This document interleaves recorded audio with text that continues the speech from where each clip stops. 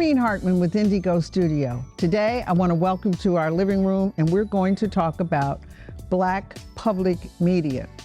You know, that's a critical issue. It's a critical issue to media and to culture because the reduction of funding for Black funding media has been defunded by the Trump administration. And that means that the essential elements for support and access and opportunities for Black filmmakers and documentarians has vanished.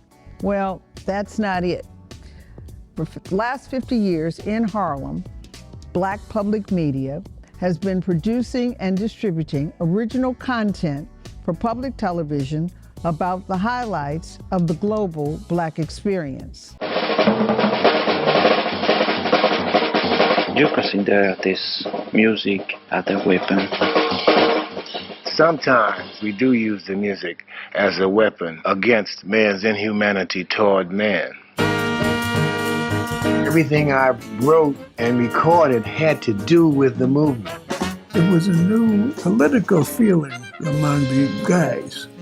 Their greatness has earned Emmy Awards, Peabody Awards, Tally Awards, and even an Oscar nomination. Their support brings about authentic voices and experiences on the screen, shaping documentaries that prepare history, reflect our communities, and share genuine stories. The story of the Negro in America is the story of America. It is not a pretty story. Most of the white Americans I've ever encountered, sure, they have nothing whatever against Negroes. That's really not the question. Really a kind of apathy and ignorance. You don't know what's happening on the other side of the wall because you don't want to know.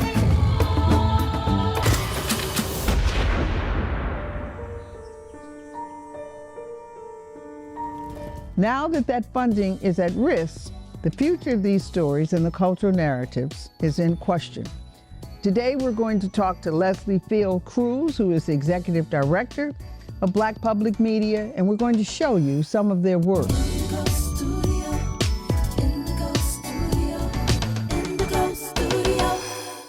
I'm talking to Leslie Fields-Cruz of Black Public Media. Leslie, talk to me about Black public media and what its goal and purpose and inception was in the first place. Sure. Black Public Media is a 40-plus-year-old nonprofit that focuses on supporting the independent documentary makers who are telling stories about the Black experience and ensuring that those stories that we're supporting are available to the public for free via public media. So we work closely with PBS and many of the programs that broadcast on PBS, such as Independent Lens and POV. And we also have our own series called Afropop, The Ultimate Cultural Exchange, which is in its 17th season. Am I correct that you're the only organization of your kind philanthropically in the country? Yeah, I would say that. I mean, I don't know if there's any nonprofit that is funding solely documentary stories about the Black experience. Mm-hmm. So yes, I would say that we are the only organization out there doing that type of work. Okay, so something happened this year that the feds defunded you. Tell me about that. So the rescission bill that went through this summer required that money that had been allocated to the Corporation for Public Broadcasting, which is one of our main funders, right? Money that was awarded or allocated 2 years prior to right now, the rescission bill clawed that money back for 2026. So when Congress voted to say, yes, we want to spend, $1.1 billion, $1.8 billion, $1 billion on public television, and that money will be available in October 1 for fiscal year 26, which actually starts October 1 of 2025. Congress made that decision 2 years ago, and the current administration is, they're pulling money back all over the place. They're breaking things down, busting things up. And this was one of the things that they did. They rescinded the funding, the advanced funding to the Corporation for Public Broadcasting, which meant that come October 1st, when we were expecting $1.8 million to be provided to Black public media, that money's not there. All right, so what do we do? We're not going to go out of business. We're not going to go under. What are we going to do in terms of funding, Leslie? Well, right now, many thanks to a number of our other funders who have stepped up to the plate, who are supporting us. That's one of the reasons why we are not going out of business. But we have had to let go a few of our beloved staffers, which was really frustrating because that's not something, they didn't do anything. It's just because the funding wasn't there.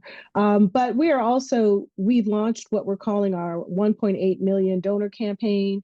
We lost $1.8 million, but we're actually looking for 1.8 million donors. This is people from the public, because remember the funding that we received from the Corporation for Public Broadcasting, that was funding coming from the people. It was coming from the public. So we're taking our story, we're taking our need directly to the public. And we're saying, if you enjoyed films like I Am Not Your Negro, if you enjoyed films, documentary films like The Disappearance of Miss Scott, then you should support Black public media, because we were one of the funders in both of those films. And we came in at very crucial times in the project's development. Also, Max, you did something with Max Roach. Yes, Max Roach, The Drum Also Waltzes. That is another one of the films that Black public media has funded. And so part of our campaign over the next year is we're trying, like I said, to reach 1.8 million donors. You can give anywhere from as small as $5 to as much as you would like to support independent documentary films about the Black experience. So if someone was watching with us today who wants to donate, tell me how they might do that. They can go to our website, blackpublicmedia.org, and right there, when you land on that front page, you'll see a button to donate. Just click that and you make your donation. Okay, so that's easy. That's easy enough, right? Do you think with the decrease, the defunding, not the decrease and the defunding, do you see erasure? Do you see the Black narrative not being erased from the public, our storytelling being erased?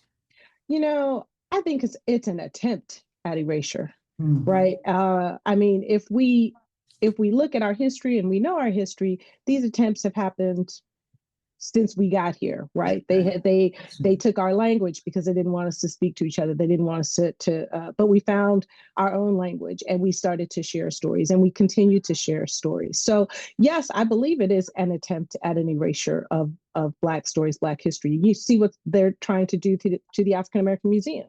But again, I use the word attempt because I have to believe, and in my heart of hearts, and if I know my ancestors, they will never erase our stories. They're going to try, but they will never succeed. And so, and it is because we will continue to be innovative, and we will find ways to make sure that our stories are made and seen. So yes, they're attempting to erase our stories. So they will not succeed. No, they definitely will not. We're too far. We're too much educated now. With digital media, it's a lot easier. What does it mean, though, as we talk about the Black experience, as we talk about our own documentaries, as we talk about the Max Roach story, as we talk about I Am Not Your Negro, as we talk about these stories, it is the perspective that is so valuable and so important to be told. It's not another story about James Baldwin. It is a Black story on James Baldwin that's important. Talk about that perspective for me and the value of that. Yeah, I one of the reasons Black public media exists really is to make sure that the Black perspective on all things in this country and in this world is represented, right? Many people can do a story on James Baldwin, but I don't think that it took Raoul Peck to do one of the defining stories about James Baldwin, and it was based off of James Baldwin's own words. That's right. In his own words. In his own words. And so there is definitely a need to make sure that our stories and the diversity of our stories, let me just say that, because oftentimes people tend to want to pigeonhole the Black experience, but we know all too well that the Black experience is very diverse. It has many different perspectives, and that's one of the things that we at Black Public Media, that's what we understand. So, you know, someone else might bring a story to us about James Baldwin, but it might focus on a different part of his life. It might focus on, you know, one of his books. And so, and we will see that and we will appreciate that, because we know that there's just no one way to tell James Baldwin's story, right? There's no one way to tell the story about Blacks in Chicago, right? We want to make sure that we're funding, that we're there to support the diversity of those stories, because there is no one way to be Black. So without you, these stories might not happen. They might not be told. These stories are expensive to tell. Documentaries are very expensive and long range activities, because there's research to be done, there's film to be pulled, there are books to be read, and it's not, you can't do it in an hour. It's not a soundbite. It's not a soundbite. It's way from a soundbite, but these are real stories. And I thank you for doing what you do. And I hope people see this show and see the value of contributing to Black public media. And we're going to talk in a bit to some Chicago women that you funded. And we're going to talk about their experience and their program, and we're going to show a bit of it. Thank you so much, Leslie. And we have to keep telling our story. Whether you're considering an electric vehicle at work or at home, making the switch may not be as complex or expensive as you think. The tools, resources, and rebates available at ComEd.com/EV make transitioning to an electric vehicle easier and more cost-effective than ever before. Charge into the future at ComEd.com/EV. At ComEd, we understand a little help can really make someone's day. That's why we provide financial assistance and billing options to help you pay and manage your electric bill. Use the ComEd Smart Assistance Manager to discover bill assistance and savings options designed with you in mind.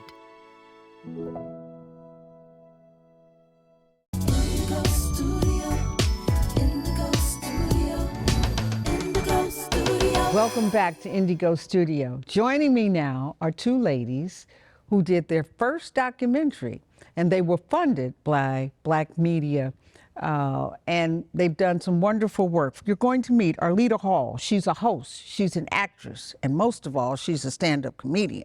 My dad still thinks that he's a principal, so when I get in there, he's like, oh, what's on the agenda today? And I'm like, well, at 10:30, we'll have a board meeting. So we'll continue working on that. Okay. Then I get my daddy in the shower. He all good until he peeped that man in the mirror. So he'll be watching him, he'll be like, get out of here! What are you doing? Get out! So I come in there, I'll be shooting at the man, pop, pop, pop, get out my shower! And she is also a certified dementia communication specialist, first-time filmmaker, and the film is Finding Your Laughter.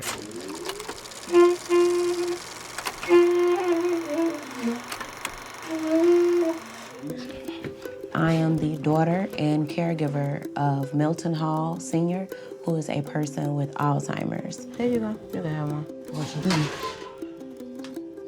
That's the oven, Daddy. That's not the refrigerator. Right. What's your birthday? August 6th. 1948. Today is August 6, 2018. It has been a blessing and a challenge. Being around you brings me so much joy. And Brittany Alsot, she learned the power of participating in a documentary for early careers, making short videos about young cancer patients in Seattle's Children's Hospital. You all got together And you did something very, very interesting and I think very, very important. So, Arlieta, tell me how your film, Finding Your Laughter, came about and why you did it. My father was diagnosed with Alzheimer's disease, and I decided to quit my job. At the time, I was a human service caseworker for the state of Illinois in the Woodlawn community. I loved my job, and I loved taking care of people. But I learned at my job with the clients that I had about home care aides. And so I was like, maybe I can do this for my father and take care of him, because my grandmother had Alzheimer's, so I already knew what it looked like, that he was gonna forget who I was. I watched her forget who I was, so I was like, I wanna kinda help my dad the entire way through to help him have the most fun, because that's who my dad always was. So I decided to quit my job, and then I would post videos on social media like we all do, you know, but I would post videos of me like stepping with him, you know, that Chicago step. And then people would be like, I love to see what you're doing with your dad. I look on social media to see how you and your dad are communicating. I'm like, what? Alzheimer's looks cool? You gotta be kidding me. So it really touched me, because it made me feel like other people can see the story without Alzheimer's always looking so, like most commercials or images you see, it's always like lights down, someone in the corner, really, really dark. So I was like, I want to do something that's really fun. We were dancing, we were laughing. No matter what character he thought I would always go along with it. Your father was a principal? Yes. What school was he principal at? So he opened up Claire's academic school. It is a alternative school, and then he retired as a juvenile justice reentry coordinator for the state of Illinois. Now, Brittany, how did you all get involved? I want to hear how this film came about. How did you get involved, and how did the film start? Yeah, Arlieta and I met on a film set. I was the director of photography, and Arlieta was a PA. And we just hit it off, and then we became friends, and Arlieta asked me to film some of her comedy shows. She had a birthday show where she hosted and danced and did comedy and did improv. And so it was a lot. She told me about her father, and when I came over to meet him and to start filming with them, because she wanted to capture him while he was still pretty lucid, I was really struck by their unique relationship. I lost my dad when I was little, and so it made me think about these moments that I didn't get to have, these conversations I didn't get to have, and I really wanted to support Arlieta in telling this story. So the film goes through the journey. Yes. Of dementia. Yes. And you are showing everyday living. Did you take care of your dad by yourself? Were you the chief caretaker? So no, I was a part of a care pair along with my stepmom, who I call my bonus mom, Charmaine.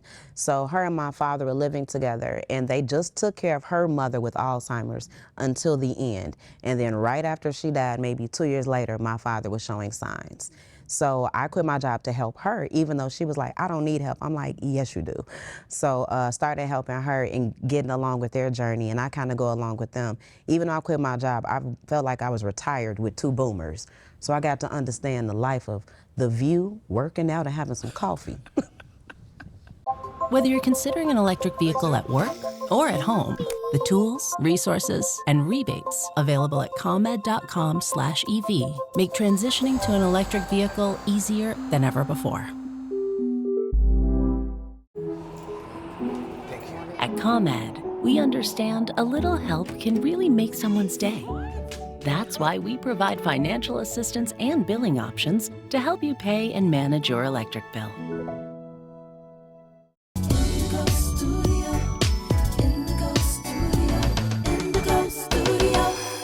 So why was it intrusive, invasive for you to have the film in such intimacy, everyday living, or was it staged for filmmaking? How did that work out for you? So originally, I would just do videos of me and my dad. Then when it came time, we were actually doing a documentary. So Brittany's first time over, I told my dad we were making a TV show about him and all the great things that he's done, because he's been like a writer, performer, just a lot of good things. And he was like, okay, as long as it's nothing ridiculous. So we're like, okay. He let us mic him, and then he sat down and literally went straight into character. And the first thing I believe he said on camera was, thank you all for remembering what's going on. So, straight into mode as if he was running the show. And with that being said, he was okay with it every time we brought the camera on, and he would talk to it with me. So I felt like it was more so not only him recognizing that he was being filmed, but also he was just okay with having time with me. Like, this my daughter. That was your time together. Yeah, this is my daughter. She happy, she playing. And he didn't, at a certain point, I could tell he didn't know how old I was. So he was just happy I was just there.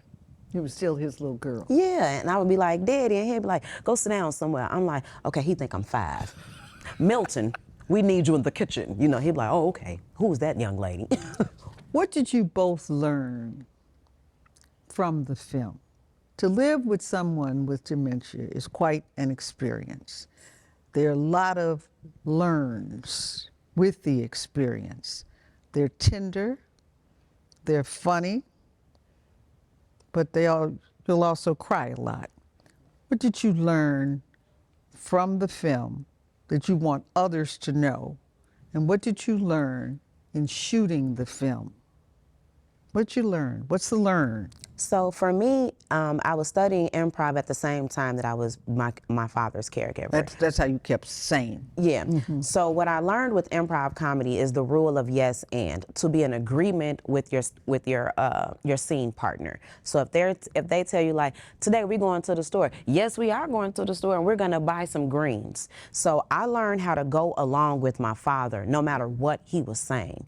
And so, which validated him in a lot of conversations, no matter if he got confused or what, I'm going along with it, and I'm prolonging the conversation. And even when he would get sad or angry, I would validate him and make him right. You have every right to be mad.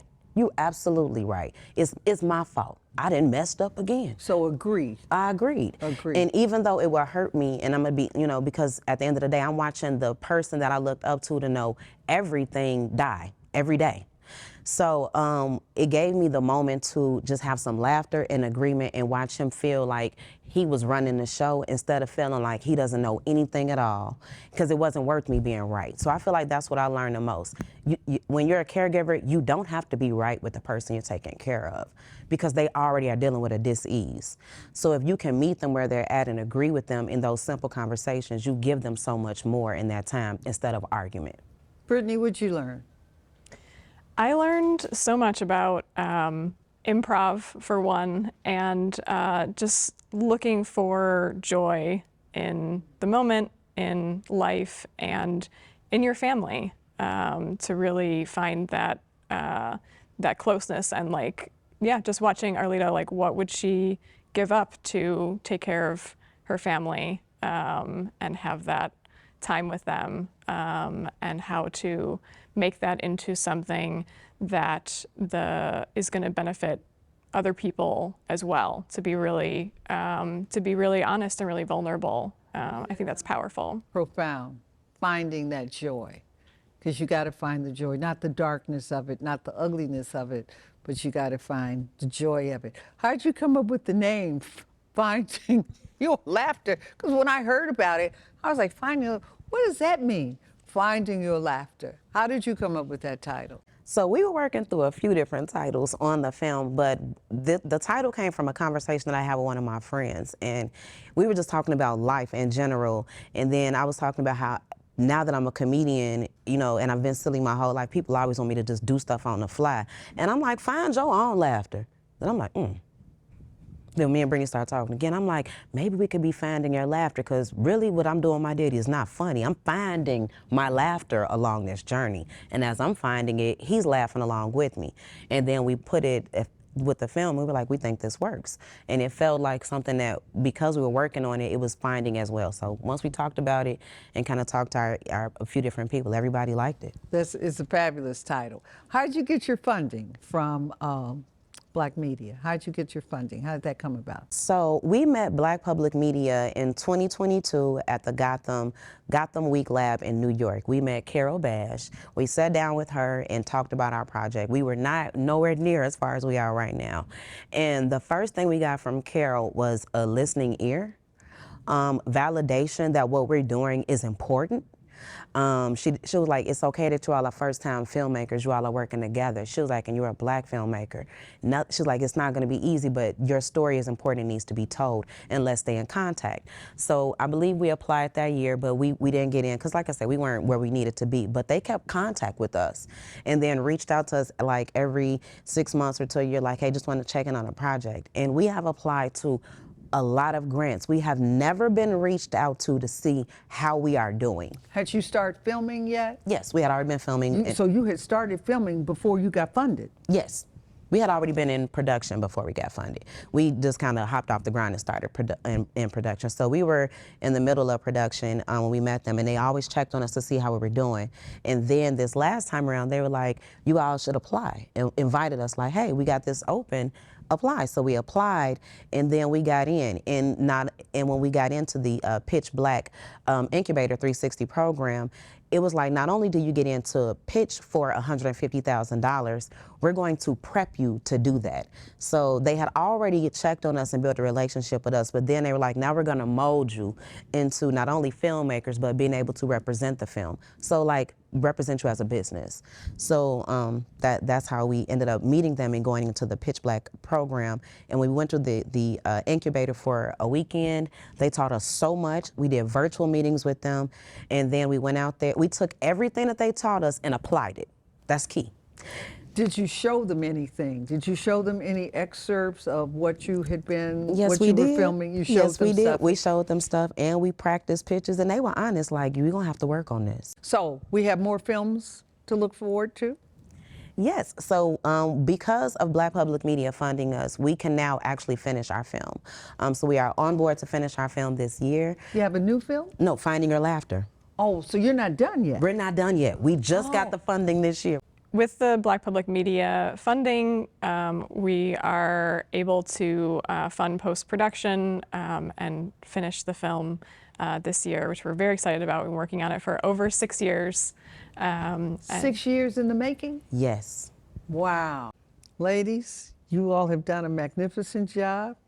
Great 6 years worth of work, and telling the story about taking care of a parent and going through Alzheimer's. That's quite a feat. That's a journey. And if you found joy in it and you found laughter in it, I'm glad you're sharing it. Thank you so much for being with us. And you know, we've got to keep Black funding media alive, because these are things that Hollywood is not going to do. But these are stories that are real, they are honest, they are authentic, and they are about things that people should know. Congratulations to you, and I look forward to seeing the full film. I've seen the excerpts, and I'm just cracking up at you, and congratulations. Thanks for being with us. This is Hermene Hartman with Ndigo Studio.